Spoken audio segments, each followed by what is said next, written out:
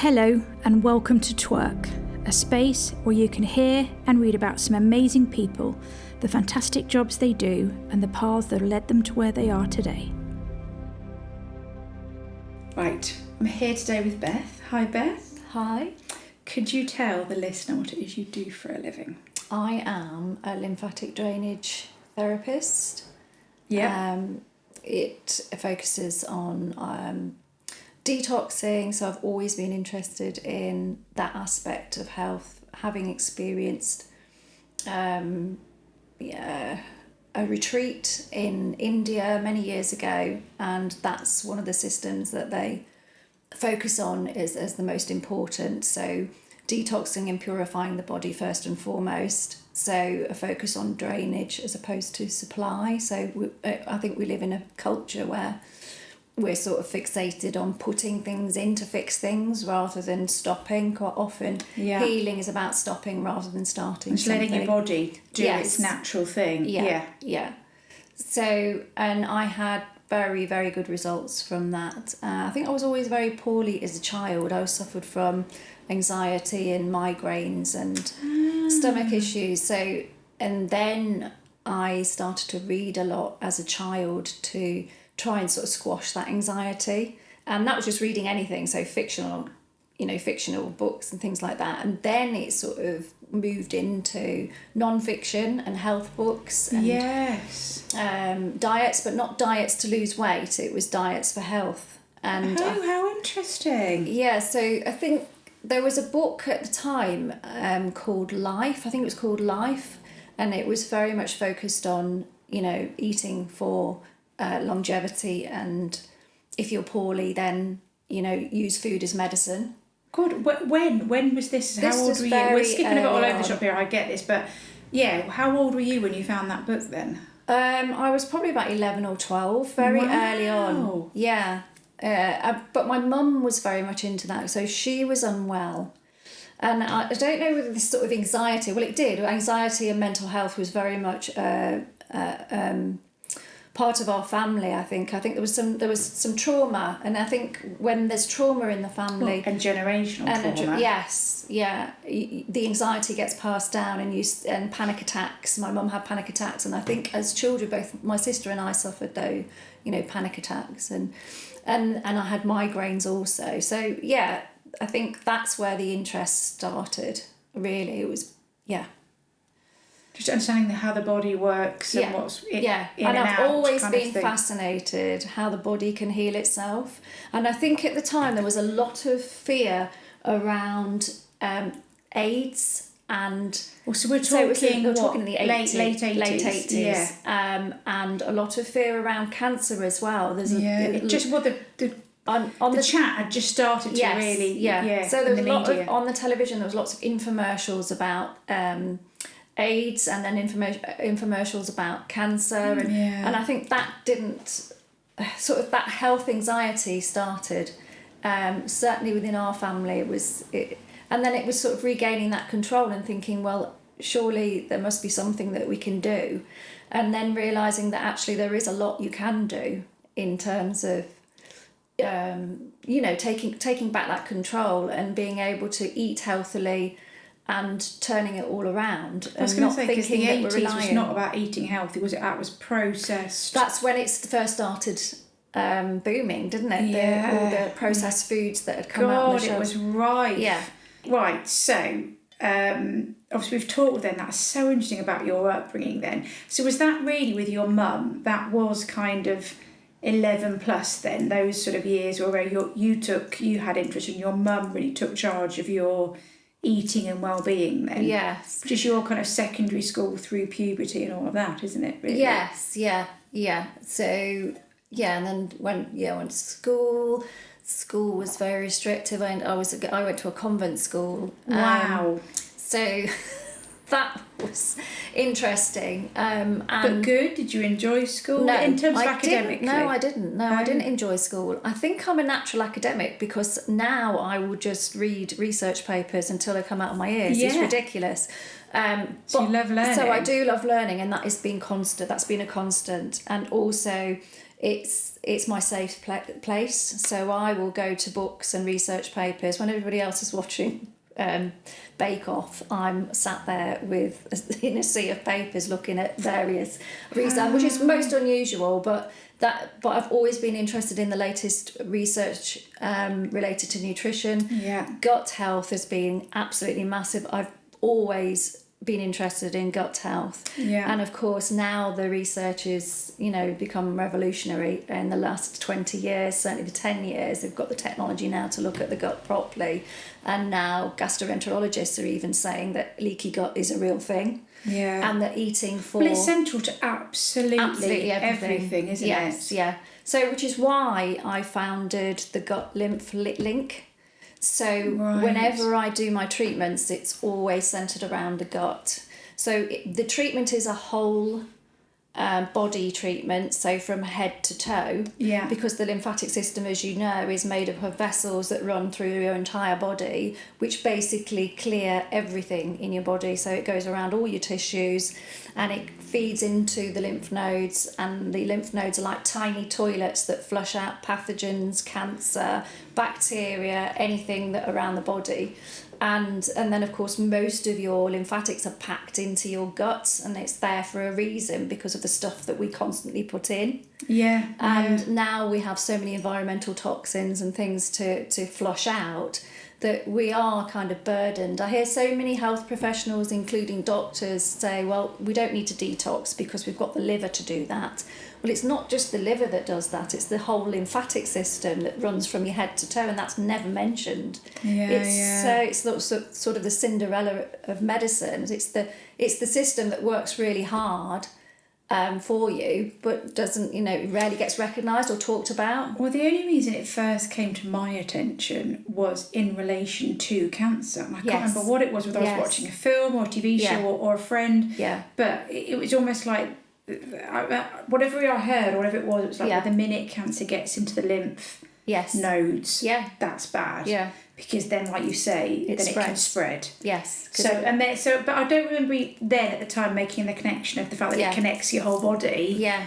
I just remember thinking, oh gosh, what if it hits your lymph nodes? And but then and that really is to do with your body, your lymph system stagnating. Yeah. So if your lymph system flows and it clears itself and it's doing its job and those nodes are flushing out the cancer and the pathogens and the bacteria, then it won't sort of stagnate and then grow into, spread. But of course it will if you've got cancer in there and you're unhealthy and you're stagnating and you've got a lot of gunk in there. It needs to come out. It's the very first thing you need to do to heal is to flush things out. And just make sure your detox pathways are clear. Yeah. And we've got so many different detox pathways. I mean, we sweat. Yes. And what do we do?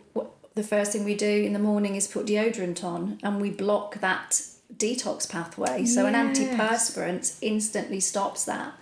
And we put stuff on our skin that's full of chemicals, and our skin is the largest organ that's meant to breathe, and we need to sweat out of it. And what we do, we block it. So it's all about clearing that as much as we can. And then obviously we need to poop every day. I mean, not many people want to talk about pooping, but we need to poop not just once a day, twice a day actually, if we're really clearing out the system. And of course we've got a backup of that.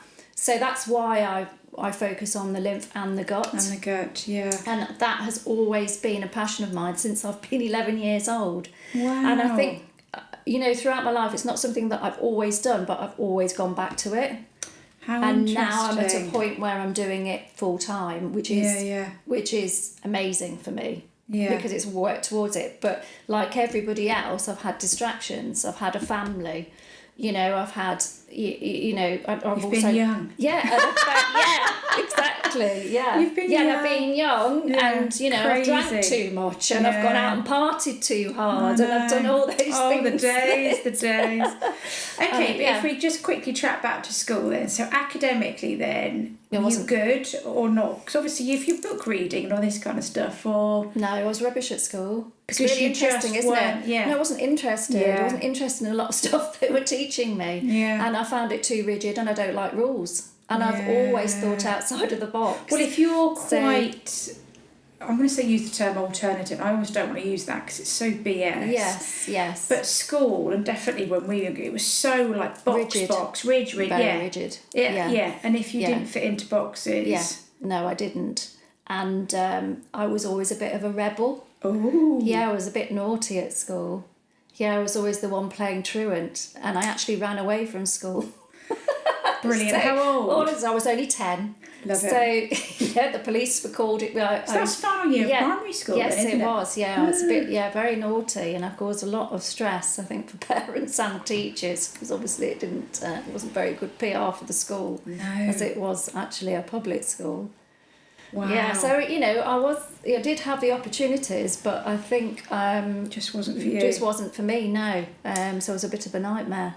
But then what did you... So you left school at 16. What did you go to college? I did go to college. I actually went to college to retake my what was then O-levels. Yeah. So the equivalent of GCSEs, yeah. So I retook those, and I did want to go to university, but I was too busy messing about, and I wasn't really taking things seriously. I'm not claiming that I was really clever either, because actually I was terrible at maths, and and my concentration wasn't brilliant either. So so I wasn't the cleverest either. So that wasn't really motivating, because you didn't really fit into the box, and you weren't that person that was passing the exams at the time. Well, so you just when we were younger, you weren't allowed to be arty or anything else, were you? It was academia or nothing, wasn't it? Yeah, absolutely. So it wasn't very motivating, was it? I mean, I didn't fit into that. So did you do any A-levels then, or not? You just sort of retook? I scraped through 3 A-levels, but I was busy partying at the time. And then, you could still go to university. You could end up scraping through A-levels and go to uni, which is what I ended up doing, essentially. Brilliant. So I ended up going, and I ended up doing a health-related degree. Wow, So I did a life science degree, amazingly. With a view to... With a view to using it, with a view to going into nutrition, actually. But at the time, those years ago, they didn't have nutrition courses. No. So if it was now, I would have done it would have been some kind of almost hospital related thing, wouldn't it? Yeah. Because it wasn't like now you can find a nutritionalist. No. So I did my dissertation, my research project in nutrition. So I was able to go to a clinic and look at a group of people within a clinic setting. Yeah. Those that weren't getting any joy from Western medicine, and they had things like autoimmune diseases, things that were unexplained. Yeah. And so they ended up going to a naturopath and going down the nutrition route and the diet route and getting results. So I was able to do a research project related to a group of people attending that clinic. Wow. So that was good. That was and that was something obviously that I was naturally interested in, and I'd obviously had a lot of background reading from the age of 11. So I was lucky to have that opportunity. Yes, and so, but then of course, because I was somebody at the time that got easily distracted afterwards, and there weren't that many opportunities to go into nutrition, so I ended up going abroad, teaching English as a foreign language, and I ended up going to Japan. Wow. But what was amazing about going to Japan and living in Japan is that you observed their way of life, and it's now one of the blue zones. Okinawa, an island in Japan, is one of the blue zones where people live. They have the most centurions, the longevity. Yes, have you heard of that project? That health project related to people who live in the blue zones live to over 100, but they're not just living to 100 and being decrepit. Yes, they're actually which is healthy. what we are in this country. Yes, it's the quality of life that's also very good. And so I ended up travelling to lots of places that have now turned out to be the blue zones and observing a way of life that is much healthier than our own. So did you do that? Sorry to interrupt. Did you go to Japan with anyone or just on your own? I went on my own. I got a job out there. And you weren't a teacher at this point? Because it always amazes me when people go. I've met a few people that have gone and done similar things, and you think, I mean, I know you get an element of training, but like to just teach. I mean, did you know any Japanese? No, none whatsoever. So what I ended up doing, sorry, I've skipped a thing. Oh. So after university, it was like, oh my God, what am I going to do? I'm not really sure. You end up going to job interviews that are not suitable for you whatsoever. I remember reading an advertisement in I think it was in The Guardian. They wanted activity instructors. So I decided to go and train to be an activity instructor, like the PGL. It wasn't PGL at the time, it was a company called Super Choice. And you got trained for a couple of weeks. I went to the Isle of Wight and they trained you for a couple of weeks to do all these activities and teach kids to abseil and, which is fantastic. And I kind of turned up. It was a bit like, I don't know, what's that one, Private Benjamin with Goldie Hawn? Yeah. I sort of turned up and everybody else was all fit and quite muscular, and I was this tiny little thing that sort of got off this minibus to train to abseil, and I'm frightened to death of heights. So I was just like, going, how have I ended up yeah, exactly. How have I ended up doing this? Yeah. And sometimes you just have to go with the flow. Yeah, and it sounds like you have. I was completely out of my comfort zone, but I think that's where you need to push yourself. Yeah. And you feel physically sick doing something and you think, why on earth am I doing it? But for some reason you end up doing it because you've pushed yourself out of that zone. And actually you get so much more out of it because you're meeting people that you wouldn't invariably meet. Yes. You're experiencing things that you don't.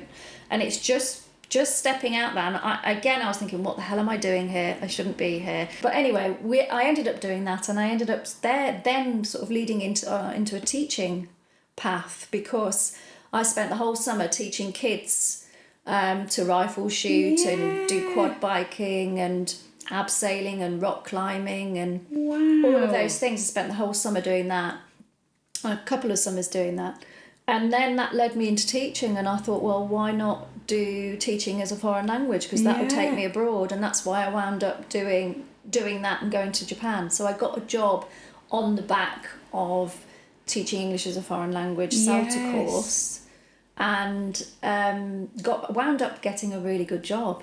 Wow. And it paid really well.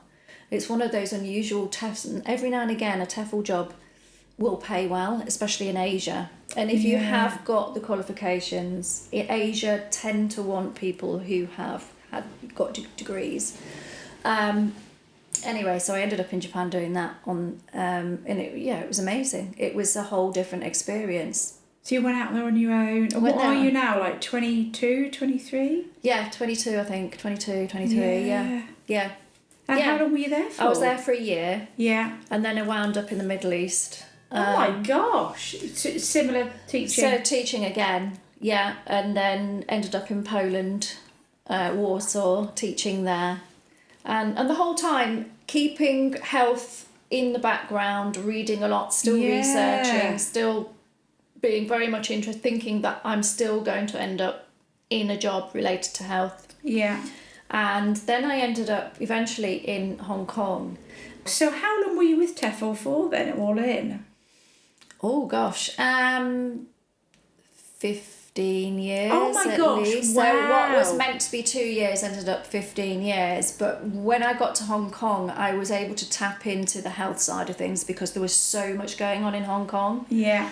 And it was such a multicultural environment to be in, and the other cultures. So Japan was very difficult to penetrate the culture because everything was kept separate, and your job was kept separate. But when I got to Hong Kong, it was very multicultural. It was very English speaking. Yeah. There were clinics there, health clinics that were run by Americans, Australians, Chinese, so it was very much integrated. So I ended up working at a clinic as well as teaching. I ended up working in a clinic related to nutrition, and I was able to get a job that was working with expats, so new people that had arrived into Hong Kong that wanted to experience like acupuncture and Chinese medicine.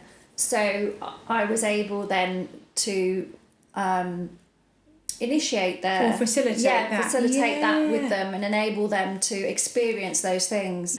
Okay, so how long were you in Hong Kong for then? I was in Hong Kong for 10 years. Another 10 years after that? No, because I was in... before that, so in total I was there for 10 years. Before that I was in Japan for a year. I was in the Middle East for a couple of years. I was and then I was in... Poland for a year. So I did, and then I met my husband in Hong Kong. In Hong Kong, wow. While all this was going on in the background, and then of course I was focused on having a baby. As you do, and getting a little bit, not distracted, but focusing on that. So that was so I still worked. But I had my son, and and I was very much focused on the family, so I took some time out to do that as well. Had Sam in Hong Kong, and was there for another 5 years, and then came back. My parents lived in Portugal, so I went to Portugal actually for a year, and then came back to the UK. Wow. And it was like, right, how can I apply everything that I have learned and experienced to the context of the UK? How does it translate really? And so I trained. It took me a while to work it out. I think I can imagine. You know, it really did. Because what were you talking? 15 years ago now? What are we talking? Yes, 12 years ago. 12 years ago. Because really, this whole scene, I would say, has exploded in the last 5, 6, 7 years, isn't it? Yeah. It was still very much in its infancy then, wasn't it? Yeah. And so then I trained to do, I thought, well, I want to actually do something with body work. I actually want to get my hands on people to actually feel their gut and to actually feel around their bodies, because I think you can learn a lot. And that was very much from being in Hong Kong as well, because very sort of hands-on, a lot to do with Chinese medicine, and reflexology, so hands on the feet, the extremities, and also gut massage was very much normal. You know, you do that every day. You know, like you would clean your teeth. In Asia, you do a gut massage like you would clean your teeth. Wow. So that I wanted to bring here, because we are so far removed from actually touching any part of ourselves really, and we're quite reserved as a culture as well. And I think there was not a treatment, there was not a massage related to the gut really at all, and that's when you go to have a massage, that area is ignored. So I wanted to do something that included a gut massage, and also it was a very useful tool to assess where and to show the patient where you had got congestion, and quite often the congestion is somewhere along the colon. And I think it sort of teaches ourselves to read our own body, because I think quite often we're not really trained to listen to our body or read our own body. So I think that's what I read. So I wanted something very tangible. I wanted something that was very hands-on. So that's why. And then of course I was always interested in the lymphatic system from studying Ayurvedic medicine and being in India for a while and working at a clinic there. And so that all seemed to tie in. And so I read about the VODA method, which was taught here in the UK. So I went on a course for lymphatic drainage, and that's how I got into it. But I founded the gut lymph link because nobody else really does it or has made that link. But there is a massive link with that because, as I said, the lymphatics most of our lymphatics are in the gut. And so that's why I started that and founded that. And my treatment is very much assessing the gut, but treating the body as a whole. So it's a whole system. So we start from the clavicle, clearing that, because that's where the lymph gets dumped. So all of it is linked. All of it is treated. And it's very exciting because I see so much really good results from using that all-encompassing treatment, which focuses on nutrition as well. And it focuses on hands-on massage, and then you can take that home. You can take that massage home. So teach them how to massage the gut, and you do that every day if you can, and sort of incorporate that into your routine. And also deep diaphragmatic breathing. So if you can move the diaphragm, you're moving the whole of... She's saying this, how much you're breathing. Yes, because we're holding a breath. Because a lot of us do hold a breath.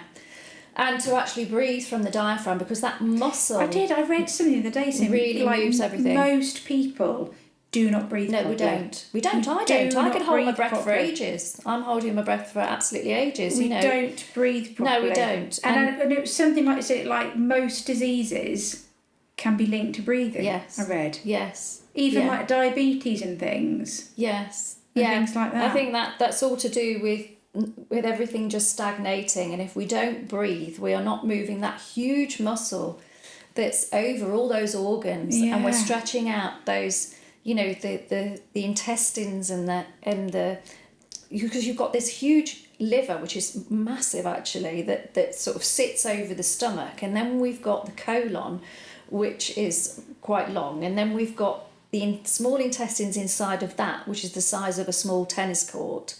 We've got a hell of a lot packed in there. We need to breathe to stretch everything and create space for everything to move. And that muscle, because the lymph doesn't move, the heart pumps the blood, but the lymph moves because our muscles contract. And if we don't move our muscles and we don't breathe, then we're not going to move the lymph at all. So that's why it's so important to do deep diaphragmatic breathing. And if we can get into the habit of doing that throughout the day, and even if because a lot of us sat for great lengths of time as well, we're in sedentary jobs, we're sat in front of a computer for a long time, to actually get up at intervals and actually take several deep diaphragmatic breaths, and as you're breathing, push out the diaphragm. So the stomach should come out as you breathe in. To create that space and to move everything around. So it's just very simple things, but it's reminding ourselves to do it and to get into the routine of doing it.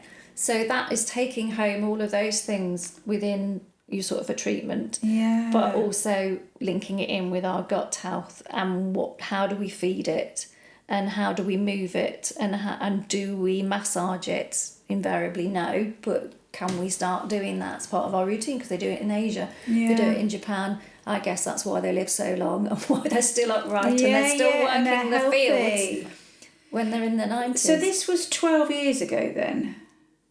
When you started to do this course and then, So where were you then? When you say you were back in the UK? I was back in the UK, in Rutland. Okay, so you came back here. Came back here. That's where I actually was born in sort of that Leicestershire area, and then came back to Rutland where my parents were, and they've now moved back because they were in Portugal for a while. Okay, so then start practicing privately or...? Yes, so from home.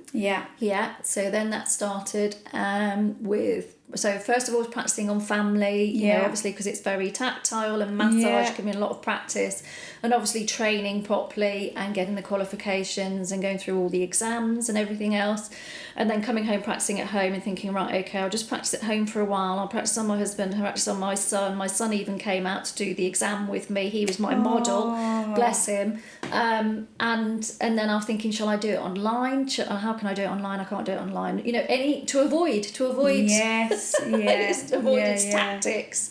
And then I started advertising, and then people started to come to the home. I had a little shed at the bottom of the garden that I converted, and then started doing it from there, and then decided that I would like to go out onto the high street and push it. So Well, it's and have a gradual place little of steps. work. Yes, Yes, a place of work. absolutely, So yeah. little steps out into the big wide world. Yeah. But and luckily, you know, then you start to meet other practitioners, and then you start to get invited to do talks and things like that, Yes. and then things start to grow. Then you start, confidence then starts to build, and then you think, okay. Well, it's reassurance, isn't it? It That is. you're on the right path. Yes. You're doing the right thing. You're with the right people. And then things start to happen. You start to meet people who say, "Oh, can you come and do this?" And you get invited to do things. And yes, I've just finished an environmental medicine course. Oh, how interesting! So that yes, it's very interesting, but very depressing at the same time, because it makes you realise how many toxins that we are exposed to on a daily basis. So you almost wish you didn't know. Which, you know, you live in what's it? Ignorance is bliss, isn't it? I mean, obviously I had a fair idea, but not to the extent that I now have.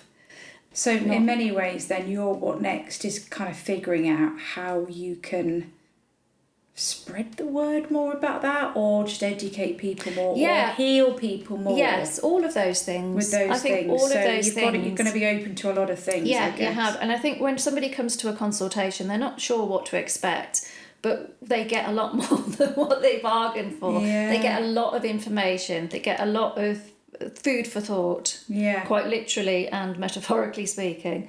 And just to get them thinking about their own environments and their own lifestyles. And so it's an educational journey as well as the treatment, the whole thing, but without obviously overwhelming somebody. Not everybody wants to hear it, so I have to gauge how much they're willing to want to listen to it. And also, quite often people are disappointed that their moisturiser is not the next best thing and going to, you know, especially when it costs probably £100. Exactly. They don't necessarily want to hear that. So yeah, it's gauging it. But yes, that's my, in a way, a little bit of a mission, and it's a much bigger mission than just one-to-one healing. It's about education, and I think that's something, that's my background, that's where I come from. Well, you've done all the research. And I've done all the research. You've got all this in your head, you've got to get it out, haven't you? Somehow. But without overdoing it and scaring people. It's a very difficult, very fine line. Very fine line. So yes, but I feel that I ought to do it because well, I feel like you ought to do it as well. It's important, but people put some thinking, pressure on shut you. up. Will she stop banging on about it? Oh, right, come on then. I'm going to ask you my 3 final questions. So, my first question is always, is there any advice that you would give to your younger self? Could be any version of your younger self. Oh, gosh. Yeah, I think it's so easy to say, don't worry about stuff. Don't sweat the small stuff. And it's such a good saying that is, because I think you do. And I think also, not only that, you've really got to keep pushing. It doesn't matter, because it doesn't matter what people think. Okay, question 2 is, what advice do you think your older self would give you now? So 20 years you in the future. So what we're going to say, like, is that like sort of 70? 75? So my older self would give to me. What would she say to you now? Well, don't sweat the small stuff. It would be the same.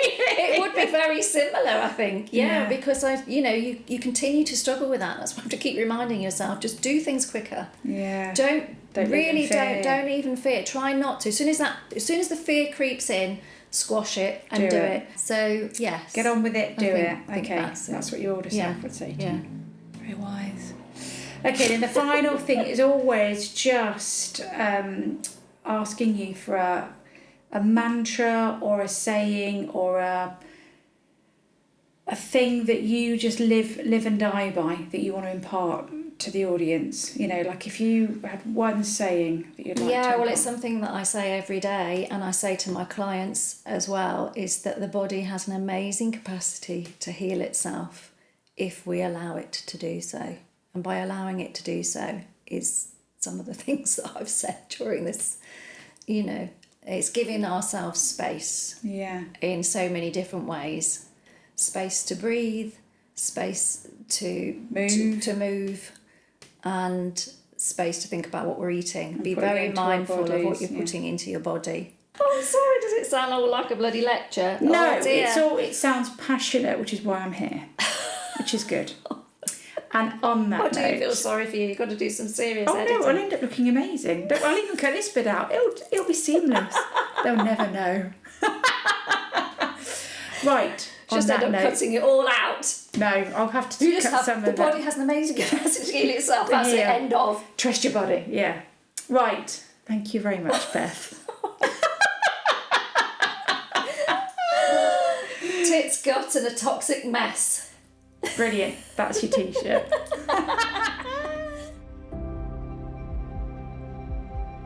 If you would like to hear more about this chat, see some pics and read about how to get started in this industry and or this role, then please go to our website www.twerk.org. The link is in this podcast page and across our socials. Sincere thanks.